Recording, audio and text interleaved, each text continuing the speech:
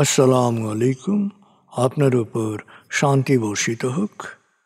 প্রিয় শরীদ, খতমে কামালের ৩৮তম ধাপে আপনাকে স্বাগতম। আপনি জানেন, রোগ শোক, বিপদ আপদ, আসমানি জমিনি বালা মুসিবত, সকল ধরনের অস্থিরতা, অশান্তি, অনিশ্চয়তা, নিরাপত্তাহীনতা, দুর্যোগ, দুর্বিপাক, আজাব গজব থেকে মুক্তির জন্যে খতমে কামালি এক সহজ আমল। খতমে কামালির এই আমলের মধ্য দিয়ে প্রার্থনাকারী প্রার্থনার সাথে মিশে যান। আসলে প্রার্থনাকারী যখন প্রার্থনার সাথে মিশে যান, তখন প্রার্থনা কবুল হয়। খতমে কামালি প্রার্থনা কবুলের এই পরম মুহূর্তে আপনাকে নিয়ে যাবে। তাই নিজের, অন্যের, সমাজের, দেশের, মানব জাতির যে কোনো কল্যাণের নিয়তে আপনি এই আমলে অংশ নিন। আপনি সকল বিপদ আপদ, বালা মুসিবত মুক্ত হন। আপনার জন্যে কল্যাণকর সকল দোয়া আল্লাহ কবুল করুন। সব সময় আল্লাহ আমাদেরকে তার রহমতের ছায়ায় রাখুন। এই কামনা করে আমি শহীদ আল বুখারী মহাজাতক খতমে কামালির পুরো প্রক্রিয়ায় আপনার সাথে থাকছি। আসুন এবার আমরা ডুবে যাই সত্যের গভীরে।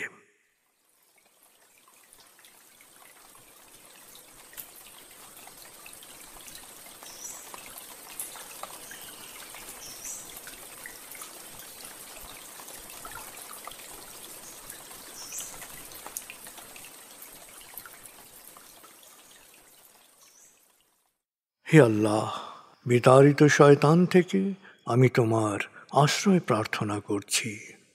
দয়াময় মেহেরবান আল্লাহর নামে। আয়াতুল মুলক। হে আল্লাহ, সকল ক্ষমতার মালিক, তুমি যাকে ইচ্ছা ক্ষমতা দান করো, যাকে ইচ্ছা ক্ষমতাচ্যুত করো, যাকে ইচ্ছা সম্মানিত করো, যাকে ইচ্ছা অপমানিত করো। তুমি সর্বশক্তিমান, সকল কল্যাণ ও মঙ্গলের আধার। তুমি দিনকে ছোট করে বড় করো রাত, আবার রাতকে ছোট করে বড় করো দিন। তুমি প্রাণহীনে দাও প্রাণ, আর প্রাণবন্তকে করো প্রাণহীন। তুমি যাকে চাও বেহিসাব রিজিক দান করো। সূরা আলে ইমরান আয়াত ২৬-২৭। আয়াতুল কুরসি। আল্লাহ ছাড়া কোনো উপাস্য নেই। তিনি শাশ্বত, চিরঞ্জীব, বিশ্ব প্রকৃতির সর্বসত্তার ধারক। তিনি তন্দ্রা নিদ্রাহীন, সদা সজাগ, মহাকাশ ও পৃথিবীর সব কিছুর মালিক। তার সদয় অনুমতি ছাড়া তার কাছে সুপারিশ করার সাধ্য কারো নেই। দৃশ্যমান বা দৃশ্য, অতীত বা ভবিষ্যৎ, সৃষ্টির সব কিছুই তিনি জানেন। তিনি যতটুকু জানাবেন, এর বাইরে তার জ্ঞানের সীমানা সম্পর্কে ধারণা করা কারো পক্ষেই সম্ভব নয়। তার আসন, তার কর্তৃত্ব পৃথিবী ও নভমণ্ডলের সর্বত্র বিস্তৃত, আর তার সংরক্ষণে তিনি অক্লান্ত। তিনি সর্বোচ্চ, সুমহান। সূরা বাকারা আয়াত ২৫৫।